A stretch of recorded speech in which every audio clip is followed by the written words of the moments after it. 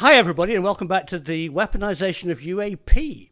Tonight, we're going to talk about something that you might not actually know about, but is groundbreaking. Do you actually know that one country in the world, one tiny country in the world, today in 2024, actually admits that UAP exist and are real? Codename Project Condign, the study was started in December 96 and completed 4 years later in March 2000. This report was commissioned by the Ministry of Defence in the UK to conclusively determine whether decades of secret UAP investigations had produced any information of value to UK defence leadership. Its introductory paragraph of the executive summary states that UAP exists is indisputable. The report clarifies that it's referring to the type of UAP that have exceptional characteristics and are popularly known as UFOs. The Condign Report describes UAP like this: credited with the ability to hover, land, take off, accelerate to exceptional velocities, and vanish. They can reportedly alter their direction of flight suddenly and clearly can exhibit aerodynamic characteristics well beyond those of any known aircraft or missile, either manned or unmanned. It's important for you to realize the Condign Report was never intended for public distribution. It's the product of a classified internal government study designed to secretly inform executive-level Ministry of Defence decision-making. Amazingly, only 11 copies of the report were ever produced, and they were circulated to a very restricted number of high-ranking Royal Air Force and Defence Ministry officials only. It was so secret that not even the Ministry of Defence UFO department or the government ministers in charge of the Defence Ministry were even made aware of the Condign Report. But it does exist, and it is extraordinary. The MOD went to extraordinary lengths to cover up its involvement in investigating UAP. After years of denial by defence officials that the report even existed, a Freedom of Information request by Dr. David Clarke from Sheffield Hallam University ultimately led to the report's declassification in 2006. In August 2021, Dr. David Clarke recalled, "When I got hold of the report 20 years ago, it was quite a stunning conclusion.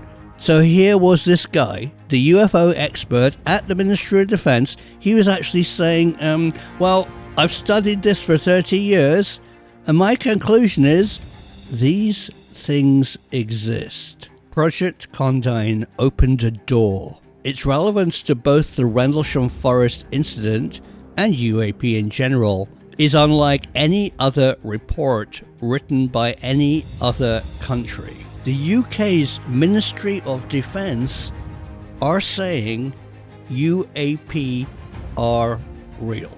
But amazingly, other countries investigating UAP, the UFO phenomenon, almost never mention the UK Condign Report. How well known is this report in the United States, this British report, with Congress looking at maybe proving UAP exists? Not really sure, but I do know this. When I was given the opportunity to review the report, which I looked through it completely from beginning to end, I printed it off. The first thing that stood out to me was it described things in it that were a lot of what we experienced during those 3 days. But the other interesting thing was that in there, there's a paragraph that talks about the people involved in Rendlesham were exposed to UAP radiation. So for me, it meant a lot. And then I also used the report with the VA to get my disability claim approved. So they accepted that as evidence, and they used that to grant me my disability. But when you go into the report itself, it was quietly released in 2006. David Clarke was the one who found out about it in the first place, doing FOIA on other reports and stuff. And within the FOIA, he saw that there was some kind of report. So he did a FOIA on that, and they released the report to him. It didn't even get a ton of coverage early on in the UK. And the other interesting thing was there were different people, including Clark, Nick Pope, and others who were involved in Condign or found out about Condign, but none of them brought up the Rendlesham stuff until Encounters in Rendlesham Forest got released. I think it was 2014 when we released the book. And that's another part of the report that's interesting is the fact that when you go into the report, it's a long-winded report. It takes a lot of time to go through it. It was written for scientific people, I think DI 55 or whatever it was, because they wanted to understand all the reports that were held in the archives about UAPs and UFOs. And so the report was put together, but there's a lot of addendums in there that are still classified or were a few years ago, at least 3 or 4 years ago still. And that's the really most interesting part about this report. Where did he get the information from?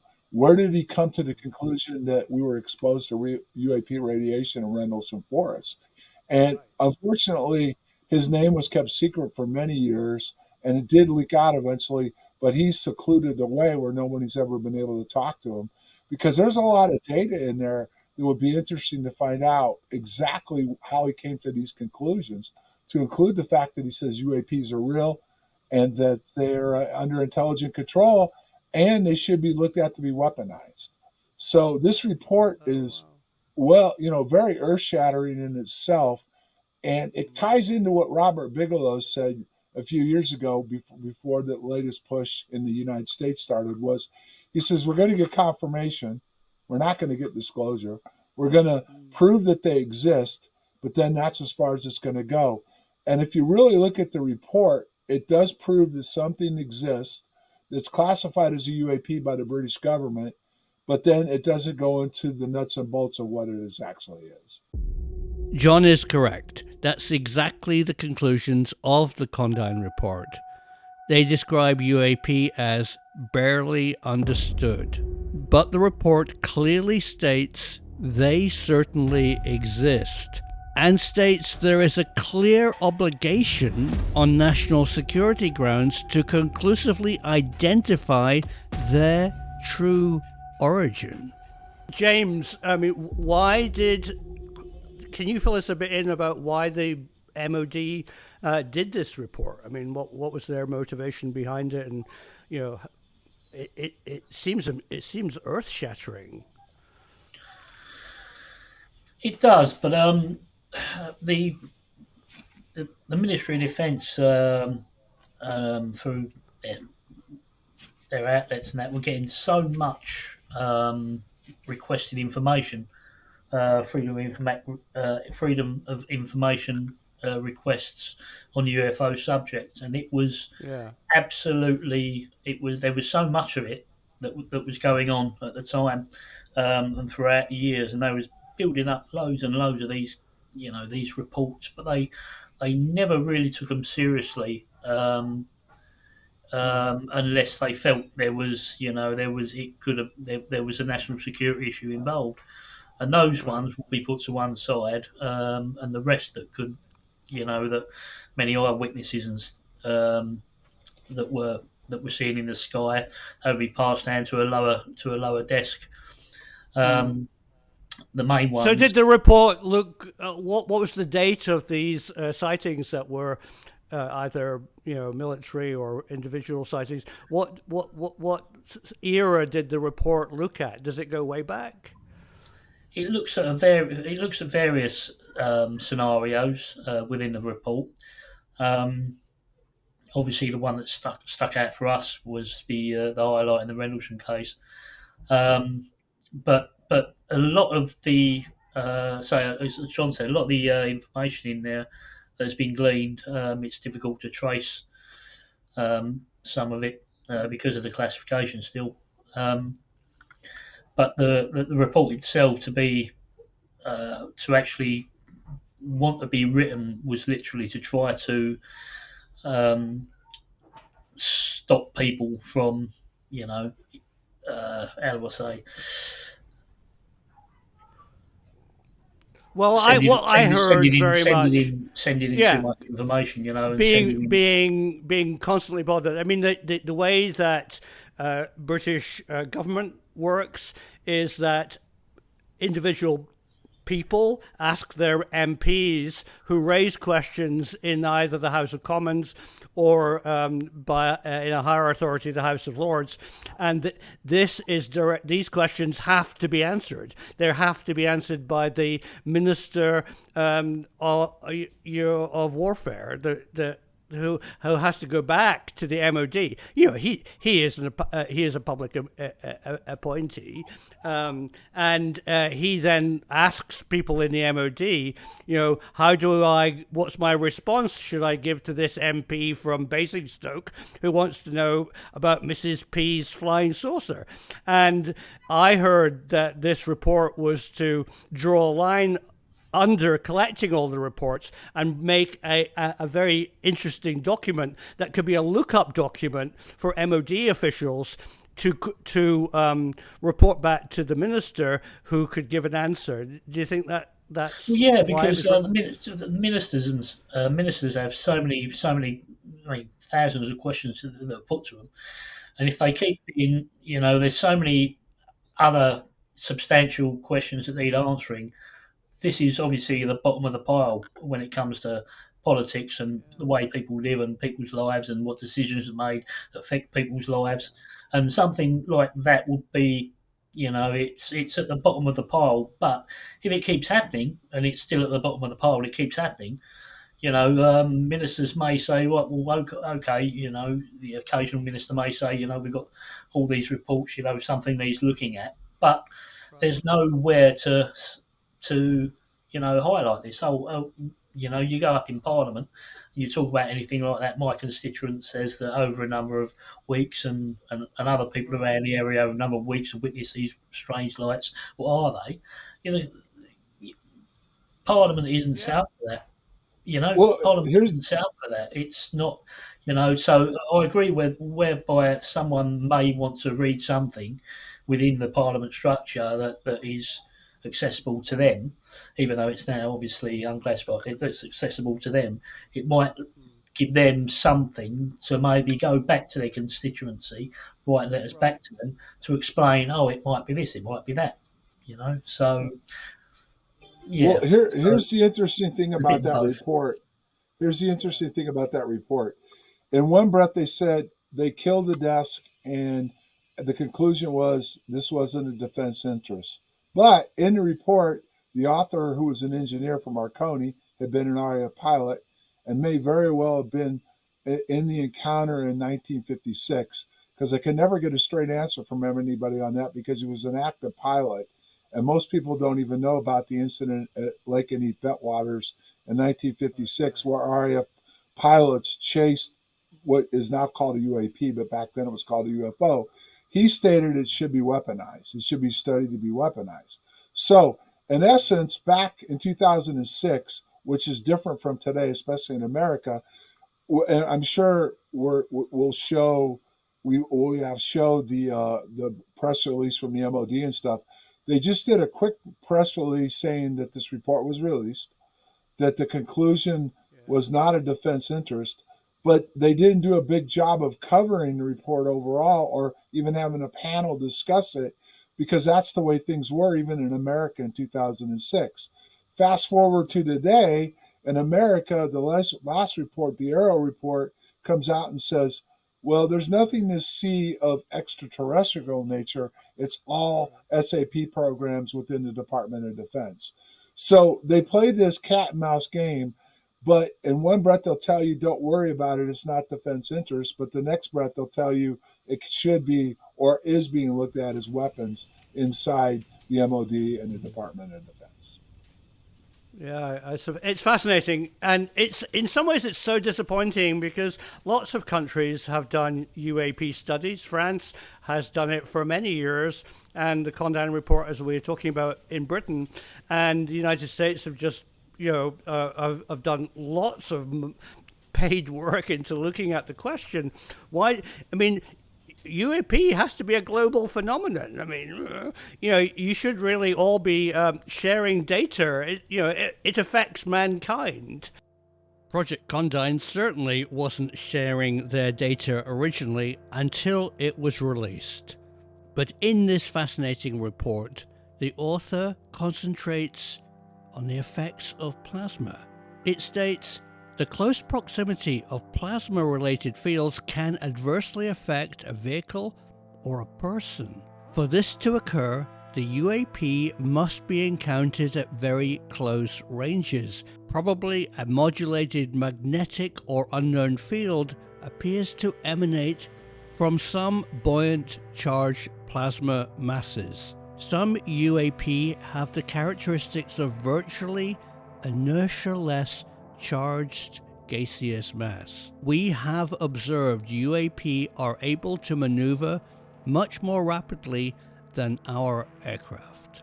The Condign Report's emphasis on the exposure to plasma effects became horribly relevant in the Rendlesham Forest incident, and specifically for John Burroughs. Condign, the Project Condign reports on buoyant plasmas and the plasma effect, and goes into some of these scientific investigations into such effects. Some of the effects he suggests could affect human beings if in close proximity. Other effects may induce things within the mind. Now, back in 2003, prior to the release of such report, BAE Systems were actually advertising through engineering sites, and they were looking to expand their experiments on plasma technology, which involved utilising plasma technology to make vehicles that would literally fly against the wind, fly against whatever knots of wind, and still keep up the same speed. This was, I say, back in 2003. The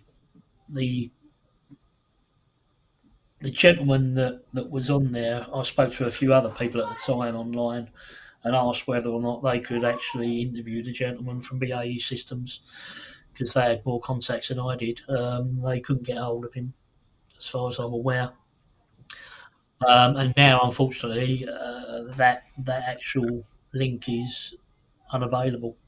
And it just describes some of the experiments they were conducting, and they needed people that were qualified in certain key aspects of said technology to help them move on with whatever they were doing at the time. This was 2003.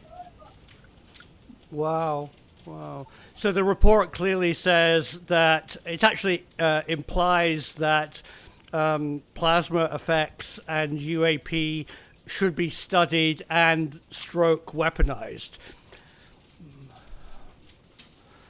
Wow, that's amazing.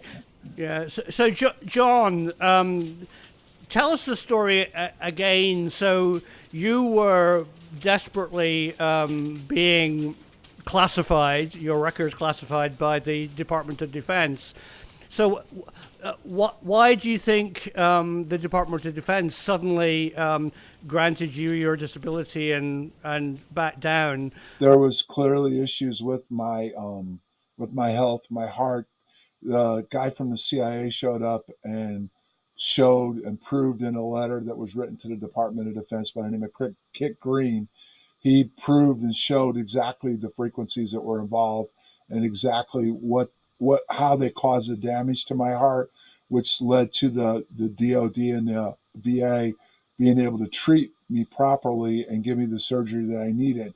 So it was in depth, a lot deeper than just the Condign Report, but it did play a part in it when a declassified report that was classified at the time before it was released by a FOIA of secret, UK eyes only, which is a high classification in the United Kingdom, that there is something going on. It has been looked at, and that this engineer that looked at it had a lot of credentials within weaponizing weapons in the first place, including being an RAF pilot. So And then if you go ahead and look at some of the stuff we presented today, you'll see that there was political aspects they were concerned about, as far as other countries and the work they've done between these countries on this technology and everything else. So the report itself is open-ended, but it's clear that they've been working on this. United States, at least, and the Great Britain have definitely been working on this, because a couple things stood out with me. I did a FOIA where they admitted they were holding back reports that took them another 6 years to release. Okay. And then the other factor that was in this was the fact that I did a second FOIA requesting whether or not they were working on developing UAP technology for weaponization. And they confirmed that they were, and they threw the kitchen sink at me why they couldn't release what they were working on. So the United Kingdom and the United States, way back, probably, and I think we'll be able to show this in the next 2-part series, how deep this goes and how they're looking at, weaponizing UAPs, and the fact that this report is a bookmark, and it is, it's close to disclosure, but it's not. So I would word this report as confirmation, and it definitely helped me get my settlement so I could continue to live to this day.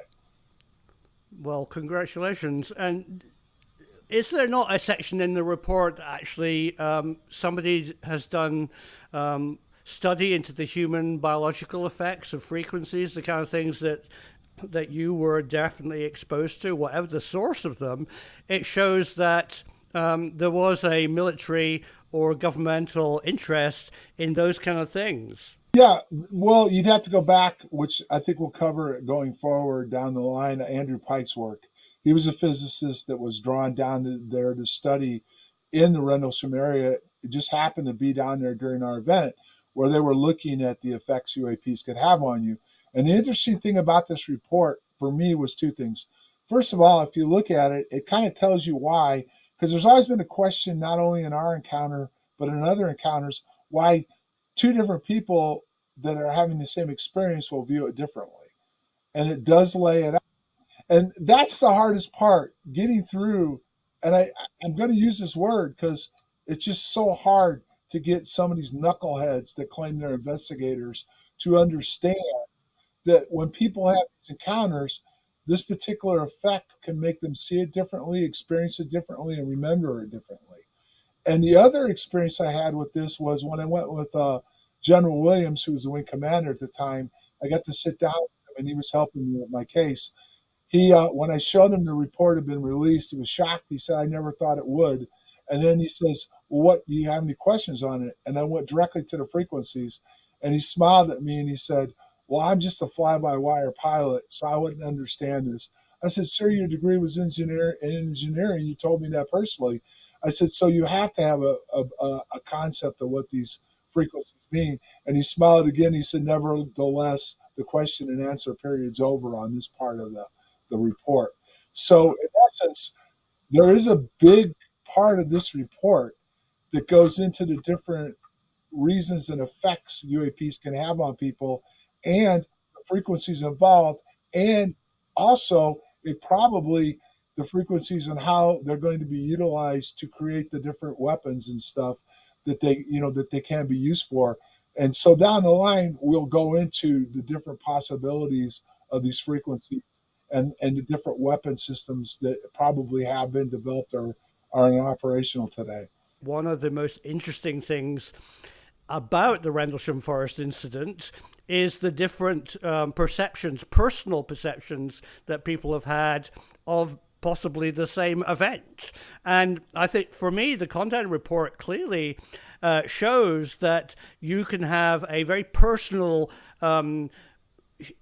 different perspective. It actually alters your reality. It can mess with time. It can make you extremely scared. It can make you euphoric. And you can perceive different things. Plasma can have the effect of a pulse, which appears and is designed to actually interfere with your brain. So it feels like you're hearing clicks, or something in your head. But when people, John and the other people who actually experience things at Rendlesham Forest, have different stories for similar nights, similar times, similar events, possibly, I think that's really emblematic. It actually helps me understand what the stuff was that they encountered, because all of it clearly says in the Condign Report, you could see it, you could perceive it differently. So I don't discount what people saw or felt or heard. I think it's just, it messes with your personal reality. I mean, what do you say on that, John? No, it clearly does, because the fact that Ed Kabansak, who did a couple interviews before he went silent, talked about the perceptions he had of it and how it affected us. And it was different somewhat in what I remember and what I dealt with. So, yeah, it definitely gives you different perceptions. And the reason why this is important, folks, is the fact that we have to lay out, and what we're trying to do now is lay out the scenario of the different things that we encountered in Rendlesham, and also different things that have happened to people around the world over the years. And this report's a key part of this, because this report goes into details not just on Rendlesham, but other experiences that have happened in the UK. And there was a line in there and I can't exactly remember exactly how it was put, but it basically said there are the amount of reports that are reported are small compared to what's happened in the United Kingdom itself. Never mind the around the world. So this author did a really good job of looking at what has taken place in the UK, but also how it could affect people in other countries and around the world. And it clearly has the attention of the United States and the United Kingdom, and most likely other NATO countries. And there's no doubt the Chinese and the Russians are working on this also. But if you go through this report, and we're going to try to lay it out in at least 2 episodes, maybe 3, and then move forward with technology itself, it'll kind of show what we experienced during our incident and how it's shaped the future of weaponization and physics going forward from 1980, and even going back before 1980, what was going on in that area of the United Kingdom. Because what we're showing, and we're going to attempt to show, is that area of the United Kingdom where Bentwaters Woodbridge was the equivalent to Area 51 in the United States. Absolutely. I mean, we've all already done a show brilliantly researched by James and others showing how continuous wave radar might actually be the real cause of Foo Fighters. And I know, that was taken extremely seriously. And, if that was the case, or whatever they saw was a plasma effect, that research, where did it go? It went to Orford Ness and Bawdsey. I mean, Area 51 of Britain, right next door to Rendlesham Forest. So for years, the kind of technology that possibly you were exposed to, plus other strange things, was in that specific area. I think the location of your experience is very relevant. Well, you could go a little bit further. Right outside the back gate in 1980, which this is confirmed, and we'll show it, that Marconi was working on at Martlesham Heath. They were working on SDI, which included lasers and drones, plasma weapons, okay? And the fact that you had the facilities at Bawdsey that were working on radars, they were all tied in together. And you had Andrew Pike down there researching a known phenomenon in the area that most likely affected how Cobra Mist was utilized. So you've got a lot of stuff going on down there that's never been fully looked at. And I hope our audience understands that this ties into the future from that point going forward of weaponization, but also the fact that you have different areas of the world that have been identified where UAPs exist. And these areas have had scientists go in there and military go in there and study it. And it's clearly involved in the weapons that are being utilized today. we're not saying that it's all man-made. We're saying that man has studied the event, the occurrence, the strange, and obviously they may be utilizing it. Well, it's clearly in the report. UAPs are real. They're under intelligent control, and they should be studied to weaponize them. So that is the issue. So people that misinterpret that we're saying, or what they've just tried to sell in the United States recently with the Arrow report, saying everything's tied to SAP programs, which immediately the press doesn't want to touch because it's national security, number one. But number two, because they're implying it's national security, they don't have to go further and say that anything about UAPs. And the biggest issue on this is putting together exactly what a UAP is, which is not the standard nuts and bolts craft coming from Zeta Reticuli, which so many researchers want you to believe that we're being visited from Zeta Reticuli by people traveling in, crafts that, that whether they exist or not is another different story. But a UAP is a key to this, and it hasn't been given the due in the press, or the governments themselves don't want to talk about it. I have the FOIAs to prove that. Yeah, I completely agree. I mean, I think the phenomenon itself is probably emblematic of what it could be. And I think very poor research has been done independently and outside of government into what it could be. I mean, it could be a solid craft that manifests in strange ways and we perceive it in strange ways. We don't know. Or, it really more work needs to be done. So what we've talked about tonight is really interesting. A report that you might not have heard of, or if you have heard of it, you really need to go and read it. There's links in the description of where you can read the whole thing and absorb it.